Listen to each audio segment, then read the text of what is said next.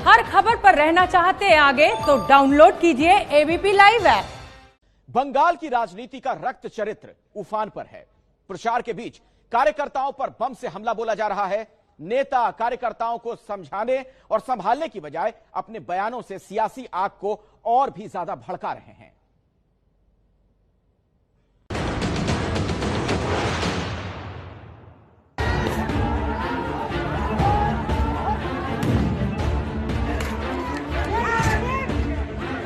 बंगाल में चुनावी ढोल से पहले बम बारूद का शोर सुनाई देने लगा है।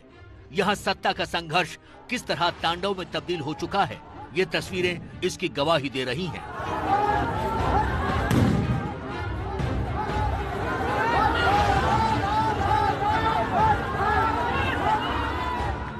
हंगामे और अफरा तफरी का ये आलम बंगाल के बर्धमान जिले के बाराबनी इलाके में मचा हुआ है, जहां बीजेपी के और नहीं अन्याय अभियान के दौरान टीएमसी के कार्यकर्ताओं ने बम से हमला बोल दिया।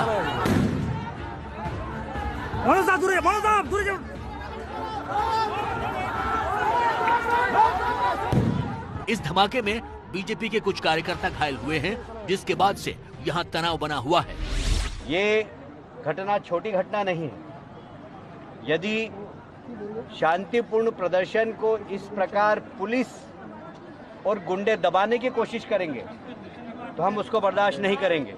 पुलिस का राजनीतिकरण तो देखा है, पर यहाँ अपराधीकरण भी हो गया। अपराधियों से भी साठगांठ है पुलिस की। बंगाल की राजनीति के इस खूनी संघर्ष की वजह अगले साल होने वाले विधानसभा चुनाव है, जहां ममता बनर्जी से बंगाल का किला छीनने के लिए बीजेपी ने पूरा जोर लगा दिया है। ममता सरकार में भ्रष्टाचार का आरोप लगाकर बीजेपी पूरे बंगाल में और नहीं अन्याय अभियान चला रही है और वर्धमान में इसी अभियान के दौरान टीएमसी कार्यकर्ताओं ने हमला बोल दिया। बंगाल में बीजेपी और टीएमसी कार्यकर्ता सड़कों पर भिड़ रहे हैं, तो वहीं उनकी पार्टी के नेता कार्यकर्ताओं के इस खूनी खेल में अपने बयानों से आग में घी डालने का काम कर रहे हैं। ये तस्वीरें कल कोलकाता में बीजेपी के प्रदेश अध्यक्ष दिलीप घोष की रैली की हैं। मंच पर पहुंचते ही दिलीप घोष ने ममता बनर्जी पर आक्रामक अंदाज में हमला बोला, जिक्र किया जय श्री राम के नारों का, लेकिन खुद मर्यादा भूल बैठे। जय बांग्ला बोले बांग्लादेश बानाबो चक्रांत चलছে এখানে। দিদিমণি জয় শ্রীরাম শুনলে শরীর খারাপ হয়ে যাচ্ছে। হ্যাঁ, গায়ে কিসের রক্ত আছে? জয় শ্রীরাম সহ্য করতে পারেন না? লজ্জা করে না? রামের দেশে আছেন আর মতো কাজ করছেন। सिर्फ ममता बनर्जी ही नहीं, टीएमसी के दूसरे नेताओं को भी दिलीप घोष ने निशाने पर लिया और नजर आने पर चमड़ी उतारने की धमकी दे डाली। সেদিন টিএমসি লোককে আমি খুঁজবো কোথায় আছে। রাস্তায় বেরোবার হিম্মত হবে না। জামা কাপড়ের সঙ্গে ছাল কাল তুলে নেবে তোমাদের সেদিন যা অত্যাচার করেছে লোকের সঙ্গে। আর কত গুন্ডা বদমাশ আছে আমি দেখছি। দিলীপ ঘোষ এখানে বলে যাচ্ছে আবার দরকার এখানে আসবো আমি। ऐसा नहीं है कि इस जोर आजमाइश में केवल बीजेपी नेताओं की जबान ही जहरीली हो रही है।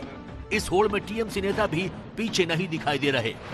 बीते दिनों खुद ममता दीदी के भतीजे अभिषेक बनर्जी ने दिलीप घोष के खिलाफ अपशब्दों का इस्तेमाल किया था।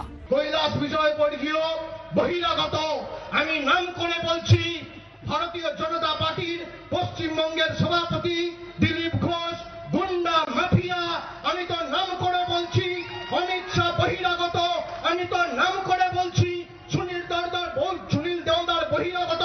আমি তো নাম করে বলছি কৈলাস বিজয়বর্গীয়র ছেলে আকাশ বিজয়বর্গীয় গুন্ডা। আপনার ক্ষমতা থাকলে আমার বিরুদ্ধে মামলা করুন। ऐसे बयानों ने बंगाल में सियासी पारे को चढ़ा रखा है, जिसका असर कार्यकर्ताओं के बीच जंग के तौर पर दिखाई दे रहा है।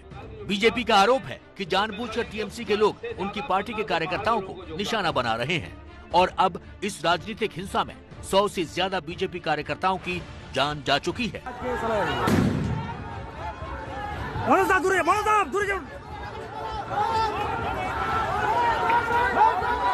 कार्यकर्ताओं की हत्या का मुद्दा भी बीजेपी बंगाल चुनाव में जोर शोर से उठा रही है और बंगाल सरकार को कोरोना महामारी जैसा बताते हुए ममता की विदाई का दावा कर रही है। आज एक पार्टी सत्ता में है, यहाँ भरपूर मेजोरिटी लेके है, फिर भी 3 सीटिंग एमपी पार्टी छोड़कर हमारे पार्टी ज्वाइन कर चुके हैं।